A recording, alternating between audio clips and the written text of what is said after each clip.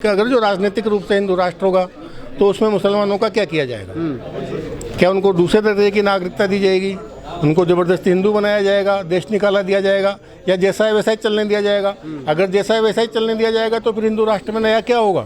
तो हिंदू राष्ट्र की कोई रूपरेखा कहाँ है? और अगर इस देश में मुसलमानों को ये एहसास कराया गया, बौद्धों को, सिखों को, तमाम लोगों को एहसास कराया गया कि ये देश हमारा है, ये देश तुम्हारा नहीं है, तो क्या फिर देश में एक और विभाजन नहीं होगा?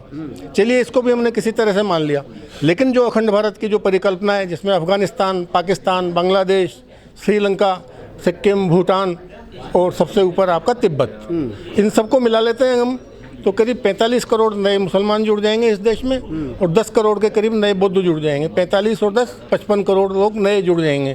तो ऐसी स्थिति में तो हिंदू माइनॉरिटी में आ जाएगा।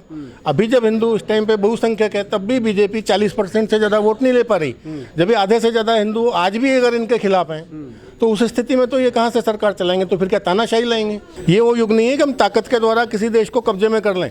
हम अगर हिंदू राष्ट्र बनाना चाहते हैं तो प्रेम से बनाना पड़ेगा, अखंड भारत बनाना चाहते हैं तो भी प्रेम से बनाना पड़ेगा।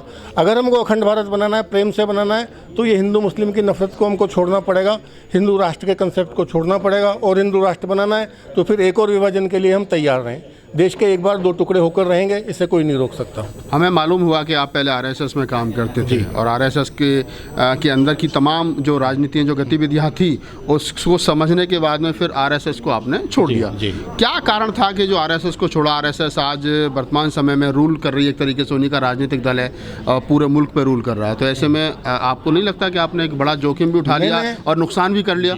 मैंने आरएसएस को तब छोड़ा जब ये कन्फर्म हो गया था कि अब इनकी सत्ता आने वाली है। 1984 में इंदिरा गांधी की हत्या के जस्ट बाद, जब इनकी राम जानकी गंगा जल रथ यात्रा कामयाब हो चुकी थी, और मैं अंदर के लोगों से मिलता था, इंटरनल टीम का पार्ट था, और मेरे को पता था कि ये इनका लिटमस टेस्ट था, और ये टेस्ट कामयाब हो गया। अब राम मंदिर का मुद्दा उठाया जाएगा, पहले नॉन पॉलिटिकल फ्रंट पे उठाया जाएगा, फिर संघ उसको लेगा, और उसके बाद उसको बीजेपी में ट्रांसफ़र करके सरकार बनाई जाएगी। वो मेरे को विश्वास हो गया कि अब संघ की सरकार बनने वाली है। तब मैंने आरएसएस छोड़ा। तो जब मैं उस टाइम पे आरएसएस छोड़ सकता हूँ तो आज दुख क्यों करूँगा? बल्कि मुझे आज खुशी होती है कि मैं आज उन लोगों के साथ नहीं हूँ। इन 8 सालों में जो इनके कारनामे हम देखते हैं, तो मेरे को एक तसल्ली है कि कहीं मैं ईश्वर से मेरा सामना होगा तो मेरी आंखें नीची नहीं होंगी, मैं किसी गलत लोगों के साथ नहीं हूँ। मोदी जी आरएसएस के मुखौटा हैं, और जो कभी इस मंदिर गए, कभी उस मंदिर गए, इधर का पैसा इधर किया, इधर का पैसा इधर किया, सिर्फ पाखंडवाद। आप एक बात बताइए कि क्या मोदी जी प्रधानमंत्री बनने के पहले कभी गंगा में डुबकी लगाई? क्या उसके पहले कभी मंदिरों में गए? मंदिर में जाना बुरा नहीं है, सबकी अपनी अपनी आस्था है, लेकिन एक झूठा दिखावा करना, धार्मिक न होते हुए धर्म का दिखावा करना, यही पाखंडवाद। आप ये कह रहे हैं कि राजनीति में धर्म का इस्तेमाल नहीं होना चाहिए?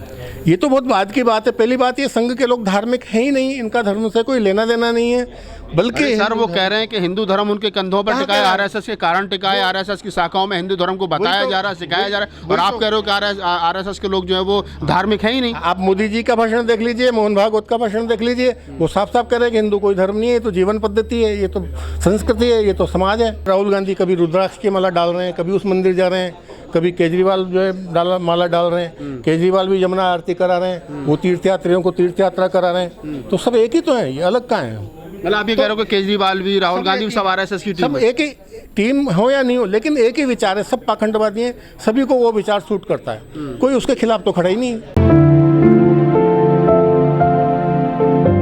देश में जब एक मांग बड़े जोर शोर से चल रही हो कि भारत को हिंदू राष्ट्र बनाना है, और सरकार की सतह पर तमाम संगठन जो हैं वो उसको हवा देने का काम कर रहे हो, और ऐसे में अगर हिंदू राष्ट्र वर्सेस अखंड भारत को लेकर के चर्चा हो, और उसमें हमारे साथ जो खड़े हैं देवनंदन जी हैं, राजस्थान से चल कर के आए हैं। आज उन्होंने एक सवाल खड़ा किया है कि हिंदू राष्ट्र या अखंड भारत, अखंड भारत होगा तो कैसा होगा, हिंदू राष्ट्र होगा तो कैसा होगा।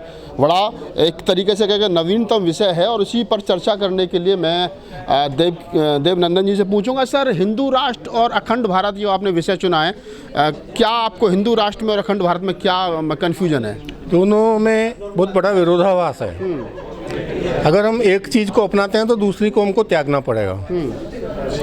अगर हम हिंदू राष्ट्र बनाते हैं, इसमें दो कंसेप्ट हैं, दो तरह से भ्रम फैलाया जा रहा है। कभी ये बोलते हैं कि हिंदू राष्ट्र तो एक सांस्कृतिक अवधारणा है, और भारत हिंदू राष्ट्र है। अगर जब हिंदू राष्ट्र है ही तो फिर शोर शराबा क्यों मचा रहे हैं? इसका मतलब एक चेहरे से तो वो गोल मोल करके लिपापोती कर रहे हैं, और जो उनकी जो फ्रंट पे जो टीम है, जो ज़मीन पे सोशल मीडिया पे इधर उधर जो काम कर रही है, वो इसको राजनीतिक रूप से हिंदू राष्ट्र बनाने की मांग उठा रही है। आखिरकार आरएसएस चाहती क्या है? अब सरकार भी हो गई है, उन्होंने 370 वाला काम भी हो गया है, राम मंदिर भी बन गया है।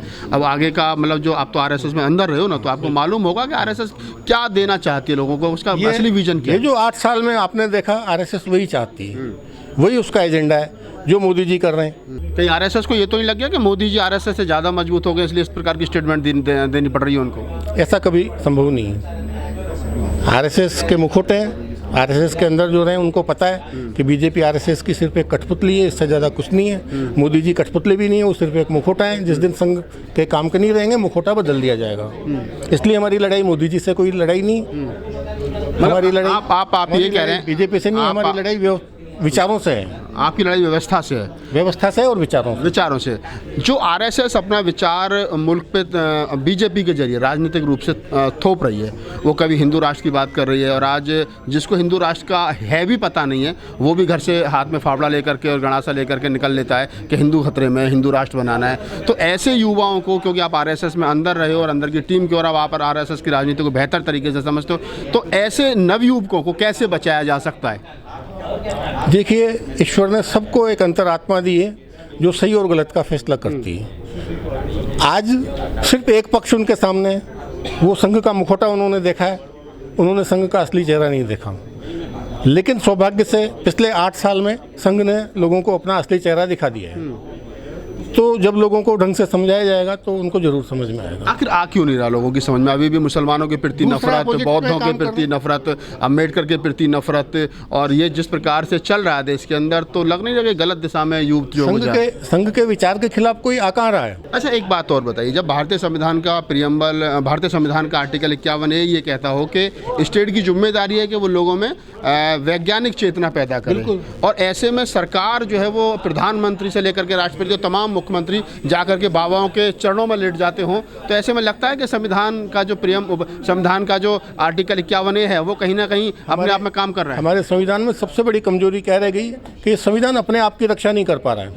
क्योंकि जब ये संविधान बनाया गया तो संविधान निर्माताओं ने ये नहीं सोचा था कि इतने निम्न स्तर के, इतने चरित्र के गिरे हुए लोग आ जाएंगे कि उनके लिए संविधान को भी तोड़ मरोड़ के पेश करेंगे। तो उस टाइम पर जो देश की परिस्थितियां थी, उस देश की परिस्थिति को देख करके उन्होंने कहा कि इस टाइम पे हम पूरी योजनाएं लागू नहीं कर सकते, तो कुछ प्लानिंग को, जो अच्छी बातें थी, उसको नीति निर्देशक तत्वों में डाल दिया गया।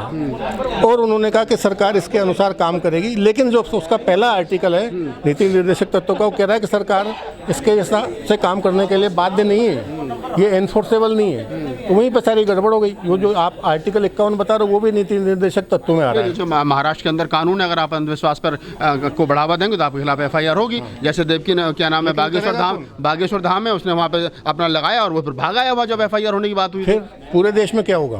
उसको आगे प्रोटेक्शन मिल गया। अच्छा, एक बात और बताइए, ऐसा क्या कारण है कि जो सरकार में लोग बैठे हैं या जो इस प्रकार के संगठन चला रहे हैं, वो भारतीय संविधान की बात नहीं करते हैं, कहीं ना कहीं धर्मशास्त्रों की बात करते हैं, मनुस्मृति की बात करते हैं। वो कहते हैं हिंदू राष्ट्र होगा तो मनुस्मृति जो है वो उनका संविधान होगा। तो ये संविधान से डरते क्यों हैं? क्योंकि उनकी सोच डेमोक्रेटिक नहीं है। वो, मैंने जैसा कि बताया, वो धर्म के खिलाफ है, वो धर्म को लाना नहीं चाहते। धर्म पर चर्चा होगी तो सब गहराई में जाएंगे, लेकिन वो चाहते नहीं धर्म पर चर्चा मत करो, जो हमने कह दिया वो सही है। हाईवे और हाईवे, हाल ही में रामचरित्र मानस को लेकर के जो विवाद चल रहा है, ढोल गवार शूद्र पशु नारी सकल ताड़ना के अधिकारी, उसको कहा कि ताड़ना का मतलब तो शिक्षा देना होता है। जो धर्म ग्रंथ लिखे गए वो जिस कालखंड में लिखे गए, उस कालखंड में जैसा समाज था, जैसी संस्कृति थी, जो कहावतें थी, उसका रिफ्लेक्शन उसके ऊपर है, पहली बात। दूसरी बात, अगर हम इस पर्टिकुलर इस वाली चौपाई की बात करें तो ये रामायण में किसी राम का, कृष्ण का, लक्ष्मण का या परशुराम का या शिव का या तुलसीदास का स्टेटमेंट नहीं है, ये एक सागर जाति के राजा का स्टेटमेंट है। तो वो ऑथेंटिक ही नहीं है, उस पर तो चर्चा करना ही बेकार है। नहीं, आप कह रहे हो किसी अधिकृत व्यक्ति ने तो नहीं कहा ही, लेकिन लिखा। जैसे एक बात और कही आजकल जोरों शोर पर है, खास बात यह है कि ये धर्म ग्रंथ क्यों लिखे गए। जब संस्कृत लुप्त हो गई तो उस ज्ञान को आम आदमी की भाषा में कैसे पहुंचाया जाए, यही काम महात्मा बुद्ध ने किया, यही काम महावीर जैन ने किया, यही काम तुलसीदास ने, उसको अवधी भाषा में लिख दिया, एक कहानी के माध्यम से ज्ञान दे दिया। तो तथ्य इस बात का है कि वो क्या संदेश दे रहा है। तुलसीदास ने ये रामायण लिखी तो मुगलों का काल था, तो मुगलों के खिलाफ तो एक लाइन भी पूरी रामायण में कहीं नहीं लिखी गई, लेकिन जो इसी देश की महिलाएं थीं, इसी देश के सूदुर थे, उन्हीं के खिलाफ जहर उगला गया। नहीं, ये जो चौपाई है, ये चौपाई तो है ही नहीं ऑथेंटिक, ये तो किसी अलग आदमी का स्टेटमेंट है। जैसे किसी फिल्म में विलेन का स्टेटमेंट है, उसको आप आदर्श लिखी तो तुलसीदास नहीं है ना सर, राइटर तो वही है ना। वो तो कथानक है ना, वो तो एक डायलॉग लिख रहा है ना, एक डायलॉग राइटर है, उसने सागर का डायलॉग लिख दिया कि सागर ने ये कहा। अच्छा, एक बात नंबर दो बात कि हम किसी भी चीज़ से चिपके क्यों, हम अपनी अंतरात्मा से फैसला करें क्या सही है क्या गलत है। नहीं, अगर भारतीय संविधान में आज़ादी के बाद में सैकड़ों संशोधन हो सकते हैं, तो क्या धर्म ग्रंथों में संशोधन नहीं हो सकते? क्या क्या संशोधन करेंगे? नहीं, अभी उन्होंने करा ना, क्या जगह ताड़ने का मतलब